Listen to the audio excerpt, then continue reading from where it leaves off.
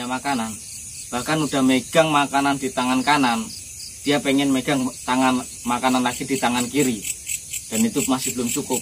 Makanan yang di tangan kanan itu dia masukkan ke mulut, dia pengen megang lagi makanan lagi, dan nggak cukup itu, kakinya kan ini bisa nyengkram gini kan, jadi kayak tangan gitu. Dan nggak cukup itu, kakinya juga bisa megang makanan lagi. Jadi ini makanan penuh gitu. Jadi penuh semua.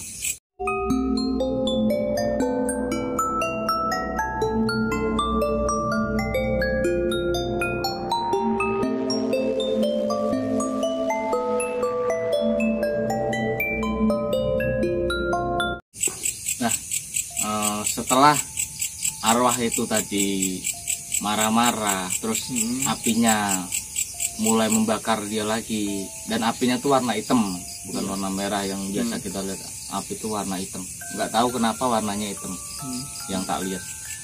Nah, singkat cerita, tahlilan udah selesai. Aku diajak pulang sama Mbah. Nah, sesampai di rumah Mbah, baru di situ aku berani nanya, berani ngomong apa yang aku lihat, yang saya lihat. Mbah, opo sejatine? Apakah sejatinya orang meninggal itu seperti itu? Saya tanya ke Mbah kayak gitu. Mbah jawab, ora le, ora kabeh. Kuwi ngono tergantung tutur perilakune ning alam donya iki. Terus aku tanya lagi, lah, yang tadi itu, yang barusan itu, kira-kira dia waktu semasa hidupnya itu dia berperilaku gimana atau bersifat bagaimana? Tak tanya gitu. Terus Mbah jawab lagi, kuwi ngono semasa hidupe, semasa uripe, kuwi ngono wong sing pelit, wong sing ora gelem sedekah ning alam donya. Jadi selama hidupnya itu dia pelit gitu ya. Nek kowe mau tamat, nek kowe mau eroh, nek kowe mau engeh, pas tahlilan wau dekne sempat ngucapne, aku kerja rina wengi, kenapa kowe menghambur-hamburkan uangku, uangnya dhewe kanggo wong-wong iki. Kuwi ngono isih. Jadi sifat pelitnya dia masih ada walaupun dia sudah jadi arwah. Iya, walaupun dia udah nggak ada jasadnya, jadi sifatnya tuh masih ada.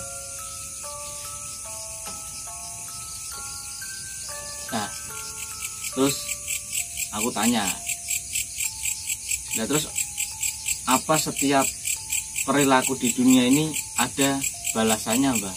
Apa pas aku ngono gak ngerti, aku mau ngewenai roh, kata si Mbah gitu. Aku ngono mau ngewenai roh supaya kowe iki iso roh gambaran nek wong berperilaku piye, engko bakale piye. Sakjane iku wong sing wis ninggal, kaya misalnya ketek monyet itu dia serakah, diidentitaskan hewan yang serakah. Kalau dia udah dikasih makanan, dia udah punya makanan, bahkan udah megang makanan di tangan kanan, dia pengen megang makanan lagi di tangan kiri, dan itu masih belum cukup. Makanan yang di tangan kanan itu dia masukkan ke mulut, dia pengen megang lagi makanan lagi, dan nggak cukup itu, kakinya kan, kaki monyet kan bisa gini, bisa nyengkram gini kan, jadi kayak tangan gitu. Dan nggak cukup itu, kakinya juga bisa megang makanan lagi. Jadi ini makanan penuh gitu. Jadi penuh semua. Nggak. Nah itu contoh orang yang serakah. Nah kalau orang yang meninggal nggak bisa masuk lagi ke jasadnya. Selama 40 hari itu arwah tuh bolak-balik ke makam, ke kubur, ke makam, ke rumah, ke makam, ke rumah selama 40 hari. Makin lama tuh capek arwah tuh. Capek. Dan kalau dia datang ke kuburan, dia udah ngelihat bahwa jasadnya dia udah membusuk. Kenapa jasadnya membusuk? Ya karena jasad yang tidak ada ruhnya, yang udah meninggal, ya dengan alami dia akan membusuk dan dimakan oleh hewan-hewan yang bisa memakannya, seperti belatung, cacing dan sebagainya. Nah, arwah itu tergantung masa hidupnya. Kalau dia serakah, dia akan masuk ke hewan monyet. Ya, seperti tadi. Ada yang bisa masuk ke hewan monyet, ada yang bisa masuk ke anjing, bisa masuk ke kucing, bahkan bisa masuk ke babi. Itu tanggungan paling besar itu masuk di hewan apa, Mas? Tanggungan paling berat. Iya, yang paling berat. Tanggungan paling berat ya babi sih. Masuk di hewan babi itu ya? Masuk ke hewan babi. Kenapa tanggungan paling berat di hewan babi? Babi itu kan kategori hewan yang jorok. Iya, betul. Hewan yang jorok. Apapun dimakan. Bahkan kotorannya sendiri pun dimakan. Dan dia juga kalau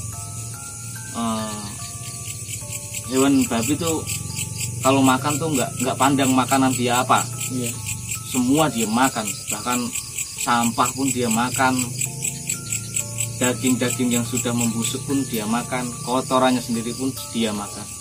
Nah, itu yang paling berat tanggungannya. Oke teman-teman, itu cerita dari Pak D.A. berinisial A dan dikisahkan dari kisah nyata dari teman-teman. Oke, di sini kita tidak usah membandingkan kepercayaan ya teman-teman, karena kepercayaan itu beraneka ragam di Indonesia teman-teman, tidak hanya satu kepercayaan. Nah, jadi kalau misalnya ada yang menyimpang menurut teman-teman atau bagaimana, saya juga tidak tahu, ceritanya begitu. Bahkan kalau untuk kepercayaan orang dulu dan orang sekarang itu berbeda teman-teman. Dan yang cerita itu tadi kayak roh bisa masuk ke hewan, itu kan yang cerita Mbah, itu mungkin kepercayaan orang dulu ya. Betul. Mungkin kepercayaan saya sama Mas Rey juga beda, iya. Tapi saya tidak menyalahkan kepercayaan Mas Rey dan Mas Rey tidak menyalahkan kepercayaan saya. Jadi kita kepercayaan diri sendiri aja, tidak usah saling menyalahkan, tidak usah saling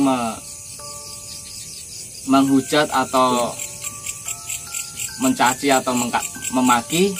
Kita saling menghargai kepercayaan masing-masing, bahwa Indonesia itu beraneka ragam, Bhinneka Tunggal Ika. Oke teman-teman yang setuju untuk kita Abecus bercerita kisah-kisah nyata semacam ini, sejenis ini, dan barangkali teman-teman yang punya cerita menarik atau cerita yang ingin kita ceritakan, bisa kirim di email atau DM di Instagram kami, nanti akan kita cantumkan di situ. Teman-teman bisa follow, teman-teman bisa kirim lewat email. Oke, saya rasa cukup segitu dalam episode hari ini. Oke, wassalamualaikum warahmatullahi wabarakatuh. Bye.